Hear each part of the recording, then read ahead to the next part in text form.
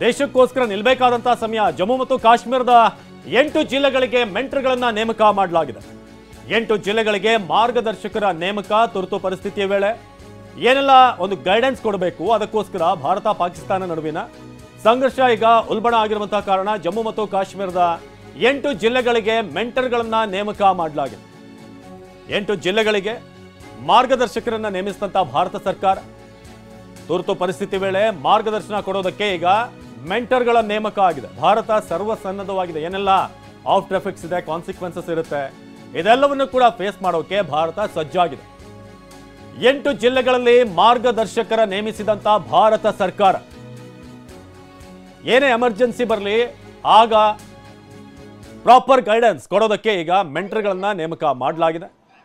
ಈಗ ಪಾಕಿಸ್ತಾನದ ಹೃದಯ ಭಾಗ ಹೇಳ್ತಾ ಇದ್ವಿ, ಇಸ್ಲಾಮಾಬಾದ್, ಕರಾಚಿ, ರಾವಲ್ಪಿಂಡಿ, ಲಾಹೋರ್ ಎಲ್ಲಾ ಪ್ರಮುಖ ನಗರಗಳು.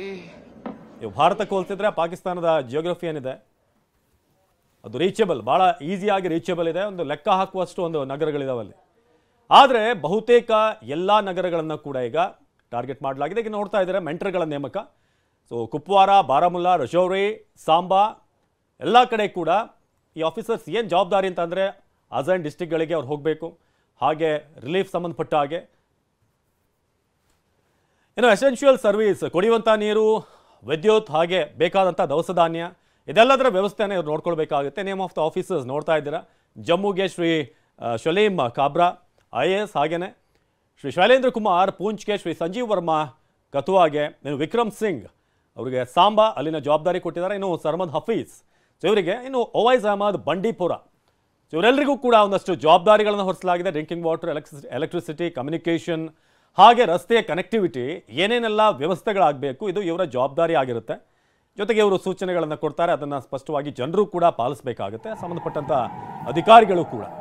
ನಿಜ. ಅಂದ್ರೆ ಯಾಕಂದ್ರೆ ಈವರೆಗೂ ಯಾವುದೇ ನಮ್ಮ ಆಸ್ತಿ ಪಾಸ್ತಿಗಾಗ್ಲಿ ಜೀವಹಾನಿಗಾಗ್ಲಿ ಆಗದೆ ಇರುವ ರೀತಿಯಲ್ಲಿ ನೋಡ್ಕೊಳ್ಳಲಾಗಿದೆ. ಆದರೆ ಯುದ್ಧದ ಸಂದರ್ಭದಲ್ಲಿ ಎಲ್ಲದಕ್ಕೂ ಕೂಡ ಸಿದ್ಧ ಆಗಿರಬೇಕು. ಆ ಹಿನ್ನೆಲೆಯಲ್ಲಿ ಈ ಮೆಂಟರ್ಗಳು ಅಲ್ಲಿ ಏನೇ ಸಮಸ್ಯೆ ಆದ್ರೂ ಜನರ ಸುರಕ್ಷತೆ ಜೊತೆಗೆ ಜನರ ಸಮಸ್ಯೆಗೆ ಸ್ಪಂದಿಸೋದಂತಹ ಕೆಲಸವನ್ನ ಮಾಡ್ತಾರೆ.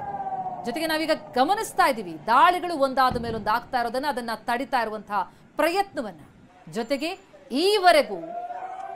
ಈವರೆಗೂ ಆದಂತಹ ಪ್ರತಿಯೊಂದು ಪಾಕಿಸ್ತಾನದ ದಾಳಿಯನ್ನು ಕೂಡ ಯಶಸ್ವಿಯಾಗಿ ವಿಫಲಗೊಳಿಸುವಲ್ಲಿ ನಮ್ಮ ಸೇನೆ ಸಫಲ ಆಗಿದೆ. ಪಾಕಿಸ್ತಾನದ F-16 ಫೈಟರ್ ಜೆಟ್ ಅನ್ನ ಉಡೀಸ್ ಮಾಡಿರೋದು ಪ್ರತಿಮೆಯಲ್ಲಿ ಗಮನಿಸಬೇಕು. ಏನಂತಂದ್ರೆ ಅಮೆರಿಕ ಕೊಟ್ಟಿದ್ದ ಉದ್ದೇಶ ಏನು, ಇವರು ಬಳಸ್ತಾ ಇರುವಂತಹ ಉದ್ದೇಶ ಏನು? ನಿಜ.